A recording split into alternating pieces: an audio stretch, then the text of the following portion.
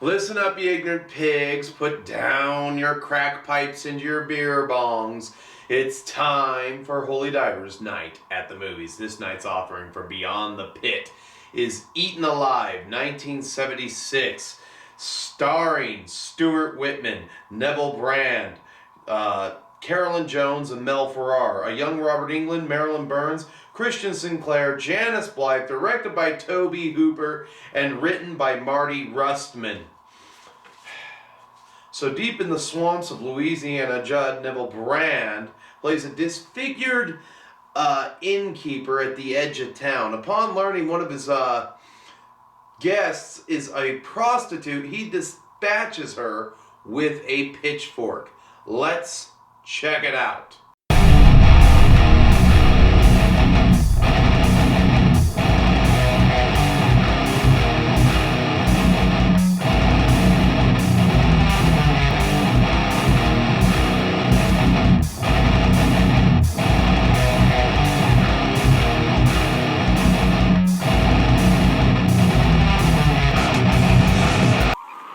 If you were one of the millions of moviegoers who were electrified by the unbearable suspense and sheer terror of Jaws, get ready for Eaten Alive.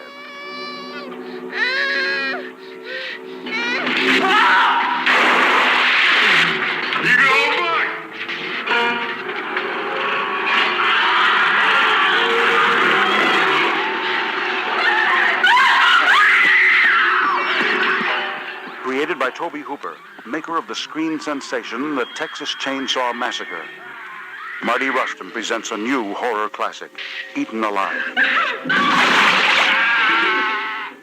Into this house of terror comes a handful of unsuspecting innocents. Hello? What happens to these people in Eaten Alive will give you the most chilling, terrifying 90 minutes you ever spent in a theater. No.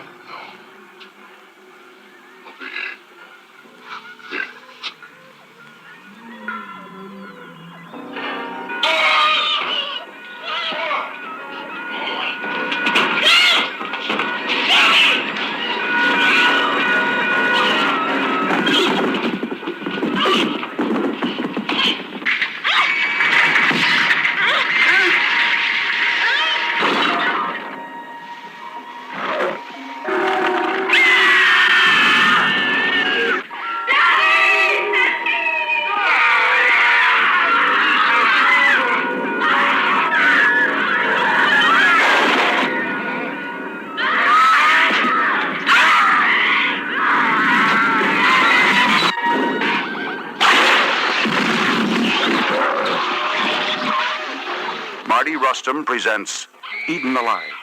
Mel Ferrer, Carolyn Jones, Stuart Whitman, Neville Brand. Get ready for Eaten Alive, a new horror classic. So I discovered this movie through Shudder, like I do a lot of horror movies. That's how I discovered Female Prisoner 701. And the first thing I noticed when I was just watching the credits of this movie was that Tobe Hooper, director of the Texas Chainsaw Massacre, had the director's credit. And I'm like, I'm in. Just with that name drop alone, I'm in.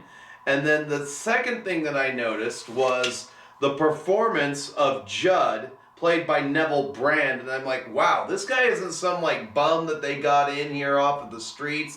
This is like a serious character actor. And then I realized that's Neville Brand from Laredo. And he played Reese in Laredo for a lot of years. And this guy, he's also been in, John Wayne films. So he'd been around the block. This is as high up on the A-list that you get. Neville Brand is most remembered for his performance as Al Capone. And he gave a very terrifying performance as Al Capone. And a lot of people remember him for that. So I had to pull up Google, and the next thing I said to myself, well, this movie has to get a review. So very early on in the movie, you meet Judd when Clara, the prostitute, is kicked out of the whorehouse, and she finds herself at the Starlight Inn. Aside from Robert Englund, the next thing you notice is Stuart Whitman and Carolyn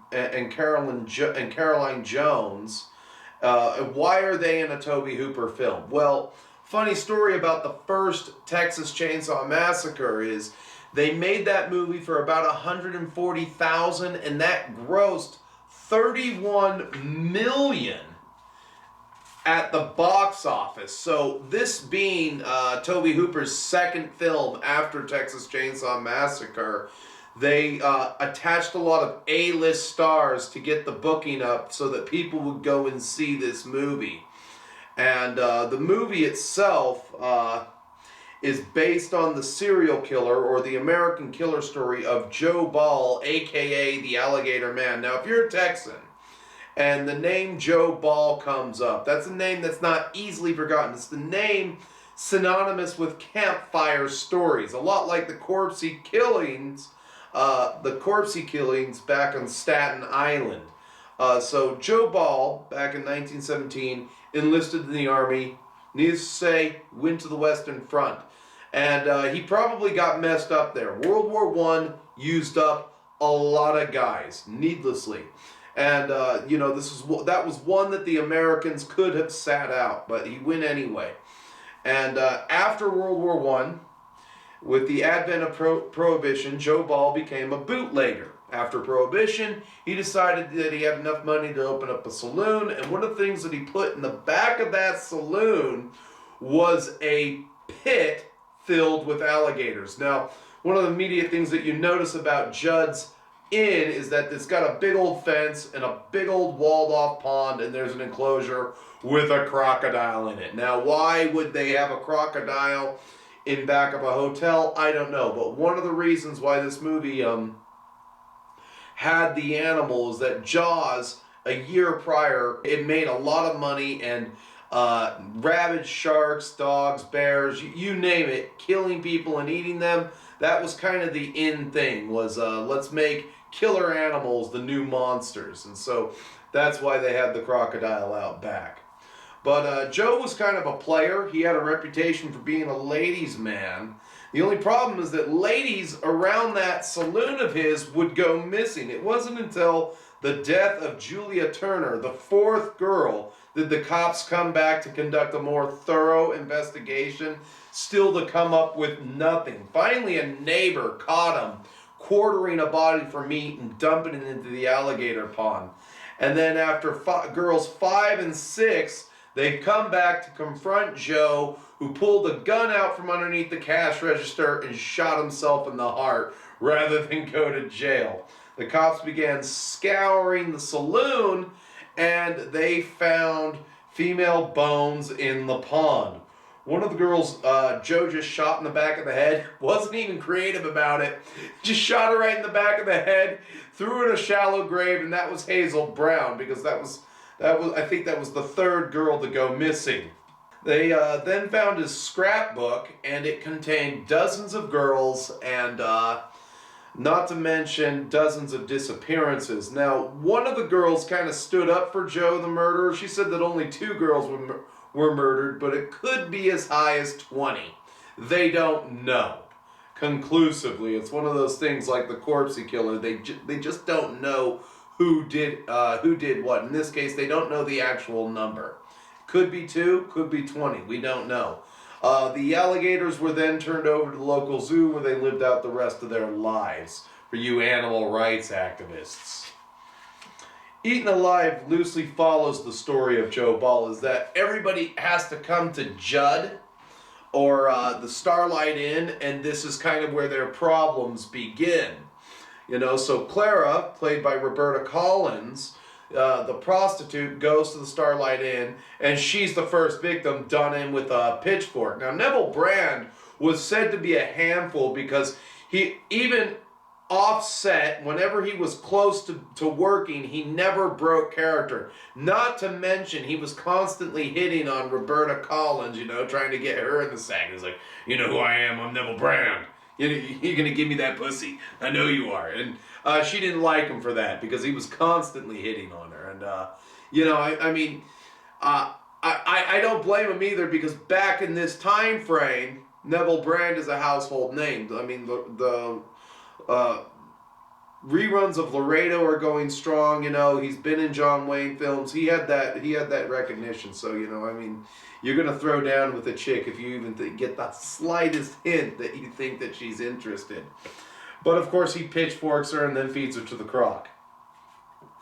But that first killing kind of sets the pace for the entire movie, because shortly after that, 2 new guests arrive with a little girl and a doggy, and that doggy gets snatched up by the crocodile when it breaks into the enclosure and just gets a little bit too close. Chomp, chomp.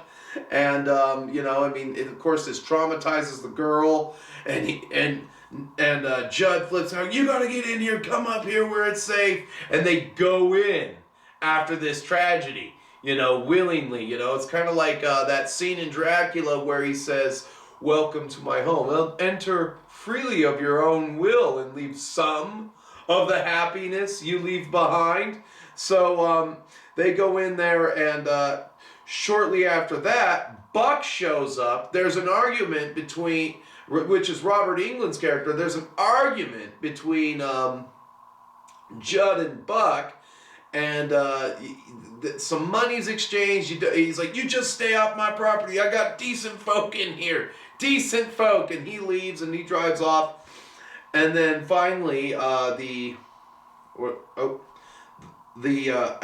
that exchange of money, you know, you have this constant soundtrack from the jukebox or radio that he's playing, and it just kind of builds that tension of claustrophobia that these people are stuck. You already know that bad things have happened, and, you know, I mean, that country western music just won't stop in the background, which that had to have been a choice, just to have that thing going with whatever song they could get, because it's, you know, anything in the public domain for the time, but it's pretty much that jukebox and that background music is going the entire time, and it does get a little bit annoying. It's kind of a strike against the movie. I don't know what they were trying to accomplish with that, but it does make it a little bit claustrophobic. Soon after that, Caitlin Sinclaire and Mel Ferrer play the Woods. They show up to the hotel, and then they start asking questions, and they show a picture of Clara the prostitute to Judd, and he says, "No, there ain't none of that around here. You gotta go down to the local whorehouse." And they said, "You've seen this girl?" And so that gets them back in their car. He takes their suitcases in, and they go off to town to see if they can get to this whorehouse with the sheriff and look for their sister. 30 minutes into this film, they cut back to Marilyn Burns and her husband, played by William Finley. I don't see it. Like, you know, I just, like, I look at William Finley, and he's like this twiggy, garbage scooping alien of a man, and he's got no business being written to be married to a girl like Marilyn Burns. You know, he's kind of icky, and he starts barking at her and her daughter partway through the film, and you know, Faye just like, "You don't have a job," you know. They have this argument, and he goes out, tries to kill the crocodile, and he gets reaped by Judd and chomped by the croc. And so, you know, so it's, you know, people come in, they get eaten by the crocodile. And like I said, that's kind of the pace of the movie, because everybody's getting trapped at Judd's, and that's where the bad stuff happens. This is kind of where Judd loses it after William Finley is eaten by the crocodile. She goes in to wash off the mud because there was an incident involving the croc and the dog. And he breaks into the bathroom, wraps her up in the shower curtain, and just starts beating her with a series of back and forth slaps to the face. The little girl sees this. He chases after her after tying the mom up, leaving her in the bathroom, and she ends up under the porch closer to the crocodile enclosure. The local sheriff, played by Stuart Whitman, he goes to the local whorehouse with them to investigate the place ran by Carolyn Jones, aka Morticia Adams, and upon showing the picture of Claire, she's like, "I've never seen her before in my life." But, you know, but she's playing real nice. She's playing kind of like real sweet. And it's like, I don't know what happened to Morticia Addams. You know, she used to be really attractive and then she just went to dumpy and old. So I don't know how far her stomach cancer by that time frame had progressed, because, you know, she wasn't really that old when she died either. But, you know, there was like no in between for her. She's like, you're really, really pretty, you're really, really pretty, and now you're just old and you're used up. Kind of like you hit the wall and every single wall beyond that upon aging. And then this is one scene where they go into the bar and Libby Wood, played by Crystin Sinclaire, goes on a date with Stuart Whitman. Now, a lot of people like question this scene in the movie and everything. I don't. Stuart Whitman kind of had like a reputation for being a handsome man back in the day, and you know, even if you look at pictures of the guy when he's really old, he's like, yeah, I still got that Chad swagger. You know why? Because I'm Stuart frickin' Whitman. And this brings him in contact with Buck, who's making trouble in the bar. And you see Janice Blythe playing a piece of jailbait, drinking a beer in the bar when she's not supposed to be there. And Stuart Whitman has half a mind to haul him in. And it's just the authoritarian tone that he lays down, being a star of old westerns. He also was in the Comancheros with John Wayne. And, you know, he's real good at just like telling Robert Englund where to be and what to do. Very authoritarian, very patriarchal the way he lays it down. He's like, all right, I'll get out. And they go back to the Starlight Inn, Janice Blythe and Robert Englund. But because this is one of the best horror movies that you've never seen, I just kind of want to get into those Slayer Pit totals.